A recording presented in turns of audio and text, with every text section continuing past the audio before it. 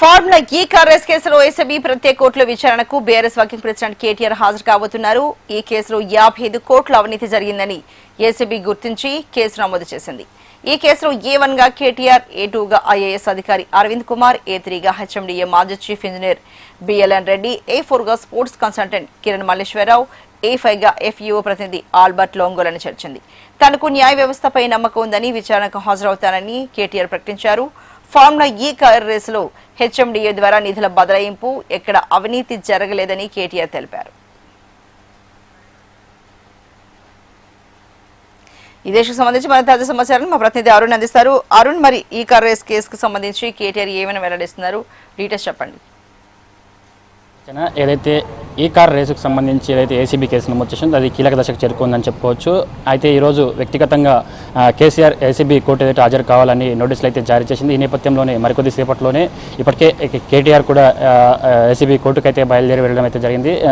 10 గంటల 15 నిమిషాలకు కోర్టు ఎదుట అయితే హాజరు కానున్నారైతే ఇప్పటికే స్పష్టం చేయడం అయితే జరిగింది. అయితే ముఖ్యంగా ఈ కేసు సంబంధించి ఏదైతే 2023లో ఈ formula race Hyderabad tank bund necklace road వేదిక కూడా అత్యంత ఘనంగా నిర్వహించడం అయితే జరిగింది. ఆ తర్వాత నెక్స్ట్ సీజన్ ఏదైతే 2024లో జరిగే సీజన్కి సంబంధించి అప్పుడు ప్రభుత్వం మారిన నేపథ్యంలో దాన్ని రద్దు చేసింది. అయితే ఏదైతే ఆ నిధుల మళ్లింపులో దాదాపు 55 కోట్ల రూపాయలు క్యాబినెట్ అనుమతి లేకుండా, ఇంకా RBI అనుమతులు లేకుండా కూడా 55 కోట్ల రూపాయలు కూడా అక్రమంగా నిధులు మళ్లించారంటూ కూడా ఆరోపణలు రావడంతో దానికి సంబంధించి కూడా ఏసీబీ దానిపైన కేసు నమోదు చేసింది. దానిపైన దాదాపు 2024 నుంచి కూడా విచారణ చేయడం అయితే ప్రారంభించింది. ఈ కేసుకు సంబంధించి కూడా ముఖ్యంగా అప్పటి మున్సిపల్ మినిస్టర్గా ఉన్నటువంటి బీఆర్ఎస్ వర్కింగ్ ప్రెసిడెంట్ కేటీఆర్ A1గా ఉన్నారు. ఆ తర్వాత A2గా IAS అధికారి అరవింద్ కుమార్, A3గా HMDA మాజీ చీఫ్ ఇంజనీర్ BL రెడ్డి, A4గా స్పోర్ట్స్ కన్సల్టెంట్ కిరణ్ మల్లేశ్వరరావు, A5గా FEO ప్రతినిధి ఆల్బర్ట్ లోంగో, వీళ్ళందరినీ కూడా నిందితులుగా చేర్చడం అయితే జరిగింది. ఈ కేసుకు సంబంధించి కూడా ఇప్పటికే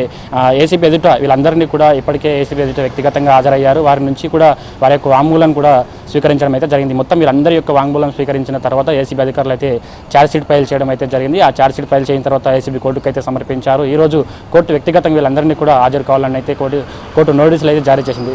నోటీసులు జారీ చేసిన నేపథ్యంలో కూడా ఈరోజు వ్యక్తిగతంగా ఎవరైతే నిందితులు ఉన్నటువంటి వీళ్ళందరూ కూడా ఏసీబీ కోర్టు ఎదుట అయితే హాజరు కానున్నారు. అయితే హాజరు కన్న నేపథ్యంలో ఇప్పటికే ఈ కేసుకు సంబంధించి కూడా ఇప్పటికే కాంగ్రెస్ ప్రభుత్వం ఏర్పాటు అయిన తర్వాత కూడా పెద్ద ఎత్తున కూడా ఈ కార్ రేసుకు సంబంధించి కూడా ఈ కార్ రేసు నిర్వహించడం వల్ల దాదాపు 55 కోట్ల రూపాయలు అక్రమంగా అవినీతి జరిగిందంటూ కూడా ఆరోపిస్తుంది. ముఖ్యంగా ఏదైతే ఎలక్ట్రల్ బాండ్స్ ద్వారా కూడా బీఆర్ఎస్ పార్టీకి పెద్ద మొత్తంలో విరాళాలు వచ్చాయంటూ కూడా ఇప్పటికే ఆరోపిస్తున్న నేపథ్యం అయితే మనకు కనిపిస్తుంది. అయితే ముఖ్యంగా దీనికి సంబంధించి కూడా ఇప్పటికే బీఆర్ఎస్ పార్టీ తరఫున కూడా హైదరాబాద్ ప్రతిష్టను పెంచే విధంగా ఈ కార్ రేసును ప్రోత్సహించు, ముఖ్యంగా ఎలక్ట్రిక్ వాహనాలను పెంపొందించడమే లక్ష్యంగా అయితే ఈ కార్ రేసు నిర్వహించడం అంటూ కూడా ముఖ్యంగా హైదరాబాద్ ప్రఖ్యాతిని పెంచడం కోసం అత్యంత కృషి చేశామని కూడా బీఆర్ఎస్ పార్టీ అయితే చెప్తున్న పరిస్థితి కనిపిస్తుంది. మరోవైపు కాంగ్రెస్ పార్టీకి సంబంధించి ప్రస్తుతం అధికారంలో ఉన్నటువంటి పార్టీ కూడా 55 కోట్ల అక్రమంగా అవినీతికి పాల్పడ్డారంటూ కూడా పెద్ద ఎత్తున ఆరోపణలు చేస్తున్న నేపథ్యంలో మాత్రం ఈ రోజు ఈ కేసు అయితే కీలక దశకు చేరుకుందని చెప్పుకోవచ్చు. ముఖ్యంగా ఈ కేసుకు సంబంధించి కూడా ఇప్పటికే ఛార్జ్షీట్ ఫైల్ దాఖలు చేసిన నేపథ్యంలో ఏసీబీ కోర్టుకు మాత్రం ముందు విచారణకు అయితే హాజరు కానున్న నేపథ్యంలో అక్కడ కోర్టు దగ్గర కూడా భారీగా బందోబస్తు అయితే ఏర్పాటు చేశారు. పెద్ద ఎత్తున